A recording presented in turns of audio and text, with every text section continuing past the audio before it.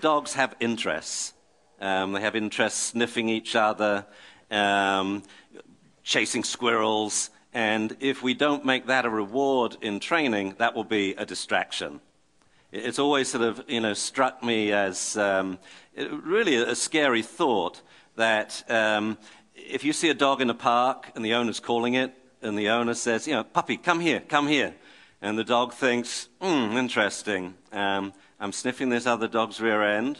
The owner's calling. It's a difficult choice, right? Rear end, owner. Rear end wins. I mean, you lose. You cannot compete with the environment if you have an adolescent dog's brain. So when we train, we're always trying to take into account the dog's point of view.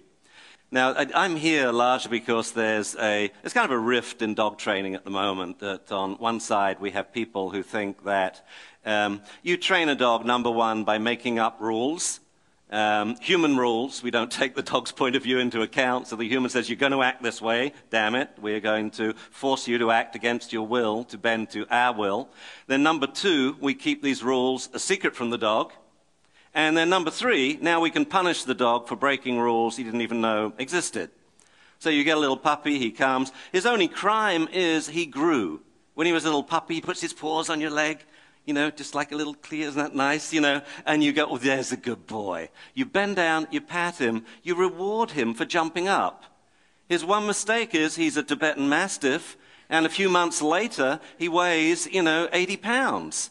And every time he jumps up, he gets all sorts of abuse. I mean, it is really very, very scary, the abuse that dogs get. So this whole dominance issue. Number one, what we get in dog training is this Mickey Mouse interpretation of a very complicated social system. And they take this stuff seriously.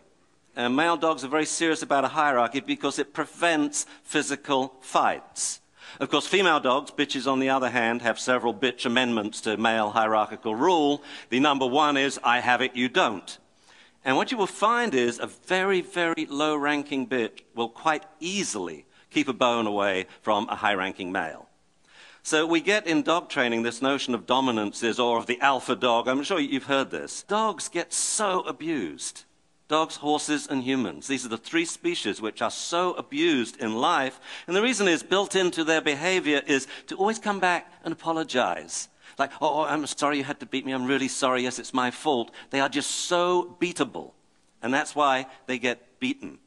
The poor puppy jumps up, you open the dog book. What does it say? Hold his front paws, squeeze his front paws, stamp on his hind feet, squirt him in the face with lemon juice, hit him on the head with a rolled up newspaper, knee him in the chest, flip him over backwards. Because he grew. And because he's performing a behavior you've trained him to do. This is insanity. Why don't you just, I ask owners, well, how would you like the dog to greet you? And people say, well, I don't know, to sit, I guess. I said, let's teach him to sit. And then we give him a reason for sitting. Because the stages are training first. The first stage is basically teaching a dog ESL. I could speak to you and say, Lete chai, pacey, pacey. Come on, something should happen now. Why aren't you responding? Oh, you don't speak Swahili. Well, I've got news for you. The dog doesn't speak English. So the first stage, or American, or Spanish, or French. So the first stage in training is to teach the dog ESL, English as a second language, and that's how we use the food in the hand. And we use food because we're dealing with owners. Wife doesn't need food. She's a great trainer, much better than I am. I don't need food, but the average owner says, puppy, sit. Or they go, sit, sit, sit. They're making a hand signal in front of the dog's rectum for some reason. Like the dog has a third eye there. It's insane. Sit, sit. No, we go, puppy, sit. Boom, he's got it in 6 to 10 trials. Then we phase out the food as a lure. And now the dog knows that sit means sit. And you can actually communicate to a dog in a perfectly constructed English sentence. Phoenix, come here, take this, and go to Jamie, please. And I've taught of Phoenix, come here, take this, go to, and the name of my son, Jamie. And the dog can take a note, and I've got my own little search and rescue dog. He'll find Jamie wherever he is, wherever kids are, crushing rocks by a stream or something, and take me a little message that says, hey, dinner's ready, come in for dinner. So at this point, the dog knows what we want it to do. Will it do it? Not necessarily. No. As I said, if he's in the park and there's a rear end to sniff, why come to the owner? The dog lives with you. The dog can get you any time. The dog can sniff your butt, if you like, when he wants to. At the moment, he's in the park, and you are competing with smells and other dogs and squirrels. So the second stage in training is to teach the dog to want to do what we want him to do. And this is very easy. We use the Premack principle. Basically, we follow a low-frequency behavior, one the dog doesn't want to do, by a high-frequency behavior, commonly known as a behavior problem or a dog hobby, something the dog does like to do. That will then become a reward for the lower-frequency behavior. So we go sit on the couch, sit, tummy rub, sit, look, I throw a tennis ball, sit, say hello to that other dog. Yes, we put sniff butt on cue. Sit, sniff butt. So now all of these distractions that worked against training now become rewards that work for training. And what we're doing in essence is we're teaching the dog kind of like, we're letting the dog think that the dog is training us. And I can imagine this dog, speaking through the fence to, say, an Akita, saying, wow, my owner, they are so incredibly easy to train. They're like golden retrievers. All I have to do is sit, they do everything. They open doors, they drive my car, they massage me, they will throw tennis balls, they will cook for me and serve the food. It's like if I just sit, that's my command, then I have my own personal doorman, chauffeur, masseuse, chef, and waiter. And now the dog's really happy. And this, to me, is always what training is. So we really motivate the dog to want to do it, such that the need for punishment seldom comes up. Now we move to phase 3, when now there's times, when daddy knows best. And I have a little sign on my fridge, and it says, because I'm the daddy, that's why. Sorry, no more explanation. I'm the daddy, you're not, sit. And there's times, for example, if my son's friends leave the back door open, the dogs have to know you don't step across this line. This is a life or death thing. You leave the sanctity of your house, and you could be hit on the street. So some things we have to let the dog know, you mustn't do this. And so we have to enforce, but without force. People here get very confused about what a punishment is. They think a punishment is something nasty. I bet a lot of you do, right? You think it's something painful or scary or nasty. It doesn't have to be. There's several definitions of what a punishment is, but one definition, the most popular, is a punishment is a stimulus that reduces the immediately preceding behavior such that it's less likely to occur in the future.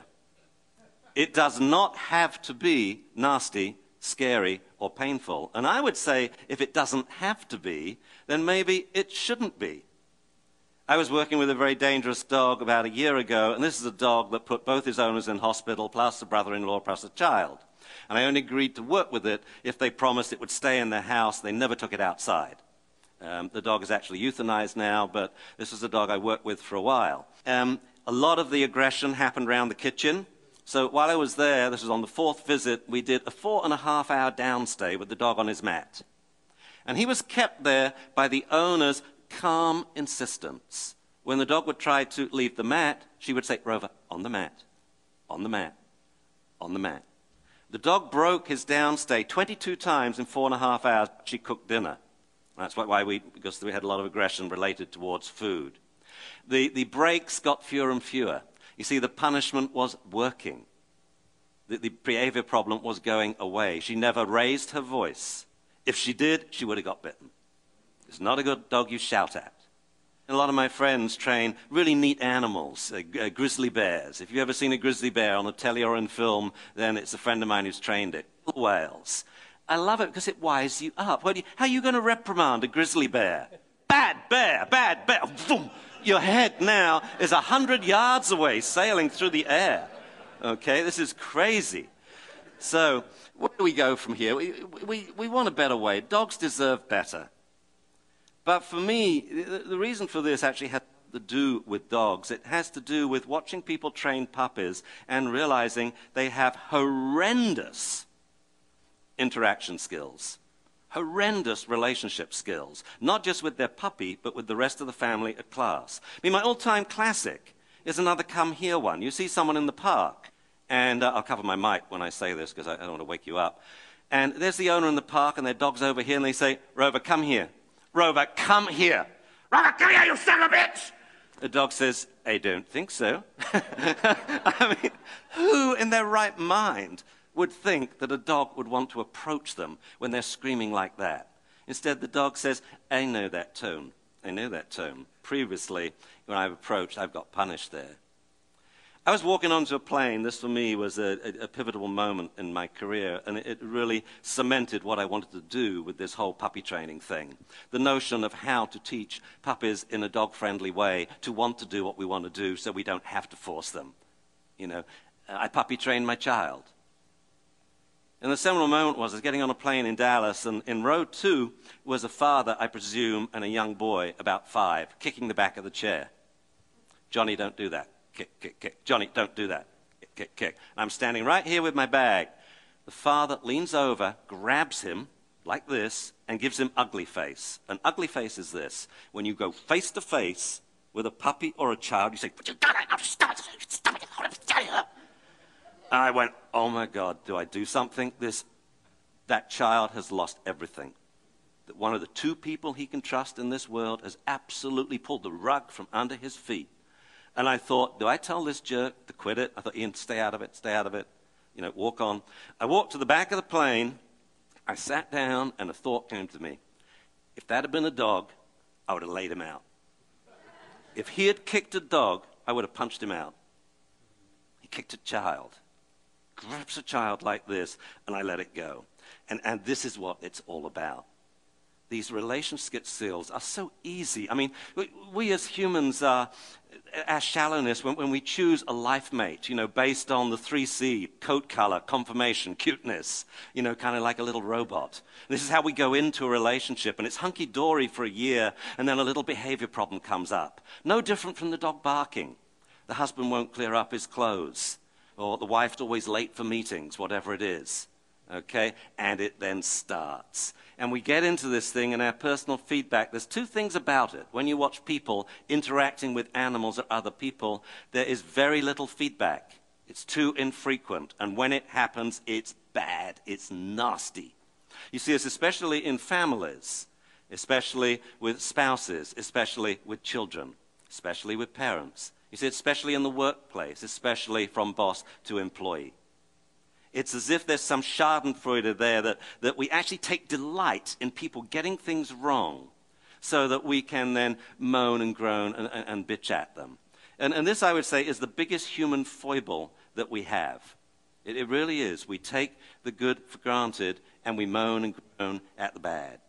And I think this whole notion of these skills should be taught. You know, calculus is wonderful. When I was a kid, I was a calculus whiz. I don't understand a thing about it now, but I could do it as a kid.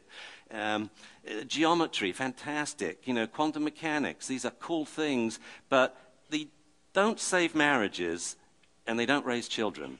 And my look to the future is, and what I want to do with this doggy stuff, is to teach people that, you know, your husband's just as easy to train. Probably easier. If you've got a rotty, much easier to train. Your kids are easy to train. All you got to do is to watch them, to time sample the behavior and say every 5 minutes you ask the question, is it good or is it bad? If it's good, say, that was really neat, thank you. That is such a powerful training technique. This should be taught in schools, relationships. How do you negotiate? How do you negotiate with your friend who wants your toy? You know, how do you prepare you for your first relationship? How on earth about raising children? We think how we do it. One night in bed we're pregnant and then we're raising the most important thing in life, a child.